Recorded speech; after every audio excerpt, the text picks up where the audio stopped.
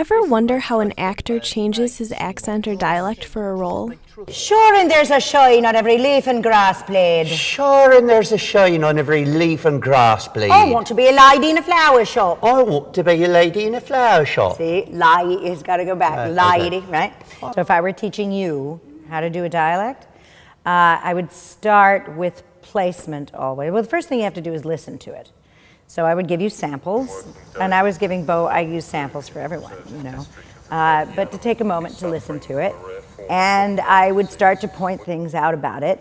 Got a lot of, particularly placement. I start with placement. So the Irish dialect is right up here, and you pinch the corners of your mouth together.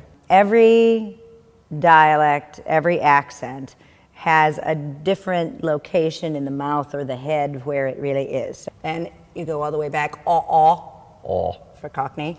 I want to be a lady. I want to be a lady. In a flower shop. In a flower shop. But they won't take me. But they won't take me. Less I can talk more genteel. Less I can talk more genteel. And so the Irish dialect's in the front of the mouth, and the British dialect comes right out of the top of the head, and the Cockney dialect's way back in the back of the throat, and the Scottish dialect's right down here, somewhere, down by the diaphragm.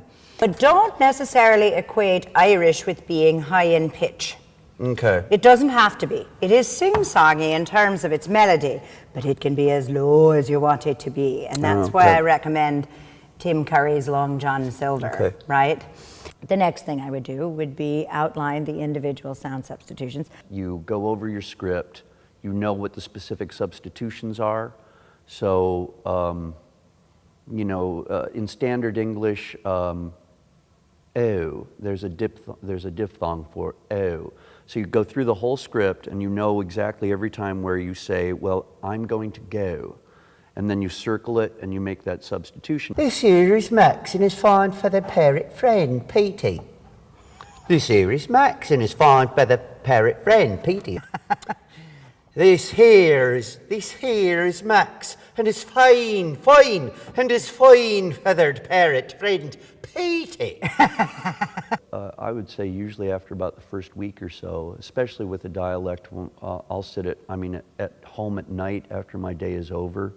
You just make your mouth keep doing it over and over again. Fight. Say fight. Fight. Fight. Fight. Right. And then you find yourself like really starting to dig into it and living with it. So, you know, usually a week, 2 weeks.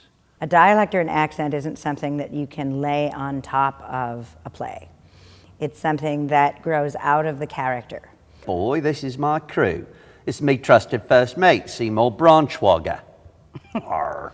This here is Max and his fine feathered parrot friend Petey. Fine. Fine feathered parrot friend Petey.